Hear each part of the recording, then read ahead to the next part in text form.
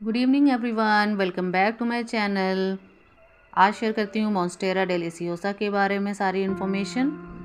इसकी मिट्टी में मैंने कैसे इसको लगाया है, प्रोपगेशन कैसे किया है और वाटर प्रोपगेशन कैसे होता है। उससे पहले आप वीडियो को लाइक कर दीजिए, चैनल को सब्सक्राइब कर लीजिए। वीडियो अगर पसंद आए तो शेयर कर दीजिएगा अपने किसी भी प्लांट लवर फ्रेंड के साथ। सारी इन्फॉर्मेशन दूंगी, तो चलिए शुरू करते हैं वीडियो आज का।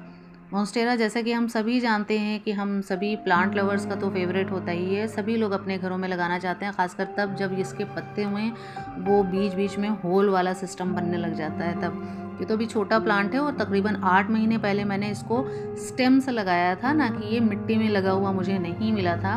मुझे बहुत शौक़ था कि मैं इसको लगाऊं और नर्सरी में मैंने इसको ढूंढ भी लिया था मिट्टी में लगा हुआ। लेकिन जब मैं दोबारा पहुंची उस वक्त थोड़ी बेवकूफ़ी कर गई और जब दोबारा पहुंची तो वो मिट्टी में लगा हुआ पोर्शन बिक गया था और सिर्फ ट्री में लगा हुआ जो स्टेम था वो ही मुझे मिल पाया था। खैर मैं उसे ले आई। तकरीबन 4 पार्ट में मैंने उस सिस्टम को डिवाइड किया था और उन चारों को मैंने इस तरह से पानी में जुलाई में लेकर आई थी, पानी में डालकर रखा। रूट जब डेवलप हो गई तब मैंने एक को देखिए, एक स्टेम मैंने ऐसे लगा कर रखी। इसमें देखिए ग्रोथ आ गई है।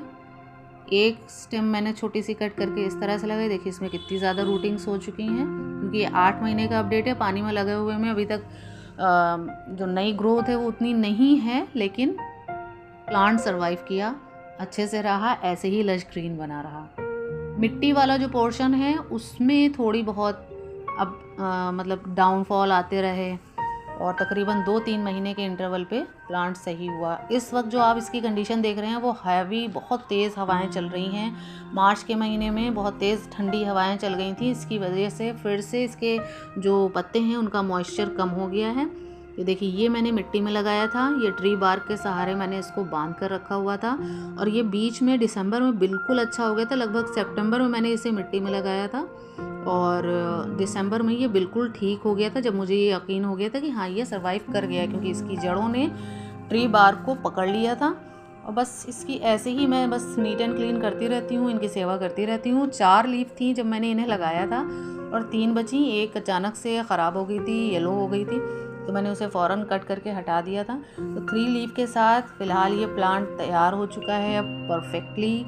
इसमें नई ग्रोथ आ गई है। न्यू लीफ भी मैं आपको दिखा रही हूँ। अभी न्यू लीफ कितनी क्यूट लग रही है। आपकी इतने महीनों की मेहनत जब रंग लाती है तो बहुत खुशी मिलती है। तभी आज मैंने अब ये वीडियो बनाया कि मैं इसे बिल्कुल लगा कर दिखाऊंगी। पुराना जब मैंने इसको लगाया था उसका पॉटिंग मिक्स भी आगे मैं बताने वाली हूँ कि आपको कि मैंने इस पर पॉटिंग मिक्स कैसे बनाया था इसका। और पूरा 8 महीनों में मैंने इसमें शायद ही वाटरिंग कभी परफेक्टली की होगी। सिर्फ इस प्लांट को मिस्टिंग की ज़रूरत होती है। बहुत ज़्यादा हाईली मॉइस्चर कंटेन करता है ये, तो इसलिए इसको बहुत ज़्यादा सिर्फ मिस्ट करने की ज़रूरत है। बाकी मिट्टी हल्की हल्की भीगी रहे, बस उतना ही चाहिए होता है। यही मैंने पूरे 8 महीने किया है, इसके अलावा कुछ भी नहीं किया है। ट्री बार्क के ऊपर बीच बीच में मैं सिर्फ सीवीड लिक्विड फर्टिलाइज़र का यूज़ कर लेती थी। महीने 2 महीने पे प्याज के छिलकों का जो होममेड आपका फर्टिलाइज़र आप बनाते हैं उसका छिड़काव कर देती थी सिर्फ ट्री बार्क के ऊपर, इसी तरह से मिस्टिंग के लिए। और बाकी डायरेक्ट मिट्टी में मैं नहीं डालती हूँ, मैंने कुछ भी ऐसा नहीं किया। अब देखिए इसकी जो लीफ आई है, ये देखिए अभी कुछ दिनों पहले मैंने जब इसमें देखा तो छोटी सी लीफ आई थी और अचानक से वो इतनी तेज़ी से बढ़ी। और अब इसका ये देखिए रूट जो है ये ऐसे मैंने टच करा दी थी ट्री बार्क में। इसका सबसे अच्छा सिस्टम यही होता है कि इस प्लांट को जितना ज़्यादा आप क्वायर स्टिक से या मॉस स्टिक से आप इसको बांध देंगे, इसकी रूट जैसे ही मॉस स्टिक को पकड़ लेगी प्लांट ग्रोथ में आ जाएगा। ये फ़ौरन सही हो जाता है, लग जाता है। आप मतलब यकीन कर सकते हैं कि आपका प्लांट सर्वाइव कर जाएगा।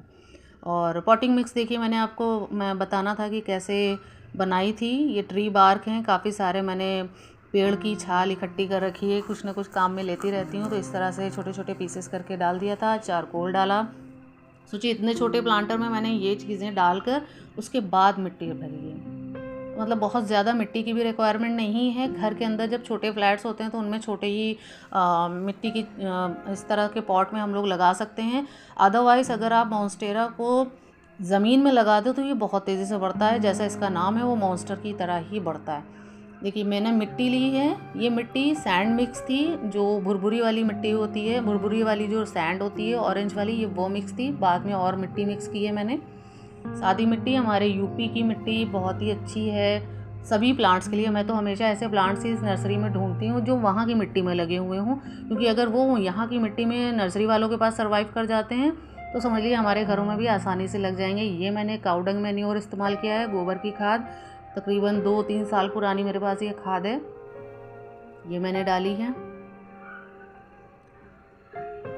बस इसको अच्छे से मिक्स किया, कुछ नहीं है, रिवर सैंड और मिट्टी और साफ फंजीसाइड और गोबर की खाद, बस इतना।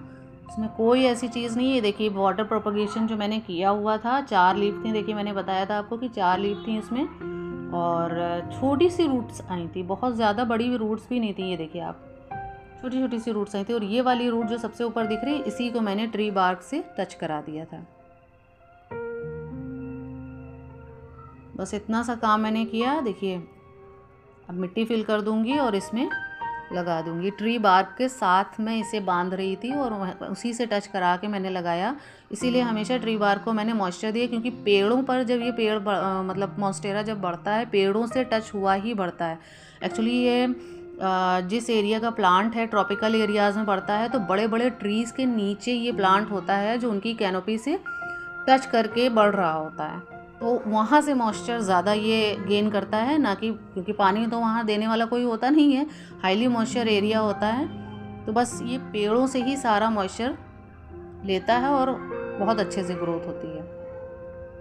इस प्लांट को आप अगर ज़मीन पे आपके पास जगह है लगा दें तो आपको मज़ा आ जाएगा। ये इतना खूबसूरत प्लांट बड़ा होता है कि इसके बड़े बड़े लश ग्रीन पत्ते, जिस पे छोटे छोटे होल्स भी होते हैं, वो बहुत खूबसूरत लगते हैं। अभी तो ये छोटा है मेरे पास, देखती हूँ आगे ये किस तरह से बढ़ता है। बस इस तरह से मैंने मिट्टी फिल की, सिंपल मिट्टी थी, कुछ भी नहीं किया था इसमें मैंने बहुत ज़्यादा, ना ही कोकोपीट वगैरह का यूज़ किया था, ना ही नीम फर्टिलाइज़र, कुछ भी नहीं था, बस इतना ही किया था। और इसे धागे से अब मैं बांध दूँगी, क्योंकि लीफ इसके गिरे जा रहे थे इस तरह से।